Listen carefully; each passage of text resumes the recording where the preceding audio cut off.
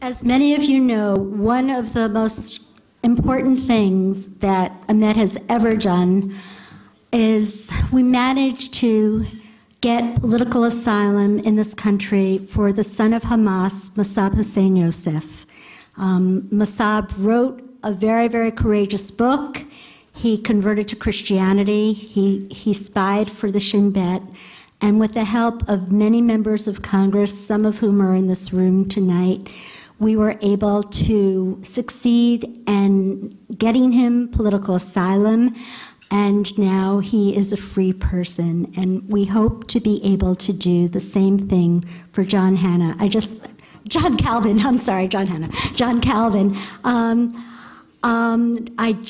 found out about John Calvin's plight yesterday from a good friend, Stephen Franco. And it's now our pleasure to introduce you to John Calvin. Thank you so much.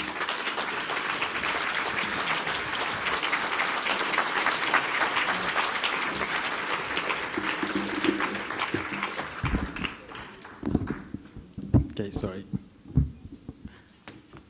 I thought I was shorter. 10 years ago, I had a fight with my father. I ran from home and I ended up crossing the border to Israel. I lived in the West Bank and I wished to be out of reach of my family, both close and extended at the time. That was the third time, and I ended up again being arrested by the police, and this time I went to a juvenile detention center. In there I was sexually assaulted repeatedly and over an extended period of time by a fellow Palestinian from the same hometown as myself. Once that was exposed, I was shown compassion and humanity. I was treated both for mental health, physically, and I was protected even, and efforts were made by prison staff, by outsider staff, Jewish people who I have been indoctrinated and misinformed my entire life to believe their sole purpose was to destroy me. I was 15 years of age and grown with absolutely not one piece of information that would suggest a Jewish person could possess a shred of humanity. My family is a founding family of Hamas. My grandfather is a founding member of the Muslim Brotherhood in the West Bank and Jordan and Israel. You could all envision the kind of religious education, indoctrination that I grew up with. I grew up the heir for Hamas's throne. I was born to the first family, and I'm the firstborn. At the age of 15, after I was released from detention in Israel, I distanced myself from my family. I believed no more in Islam. The truth I encountered, it countered every lie that I've been taught, and there was no way that I could look the other way. I survived that. I had to give up my family partially, and I was fine with that at the time. It was viewed by my family as a teenage teenage rebellion. I was viewed as a rebellious kid. I strayed. And 3 years later, I encountered Christianity and converted to Christianity. My life was, 3 attempts were made on my life by my own father.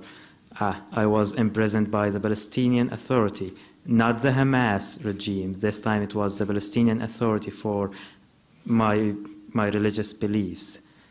I was put in prison and were made to be killed by other inmates. Inmates in prison were provided with kitchenware, knives, and silverware. I've been to prison before, and, well, I've never heard of a prisoner with silverware. I moved to Canada in 2010, and I moved to the US recently. I'm only 25 years of age at the moment.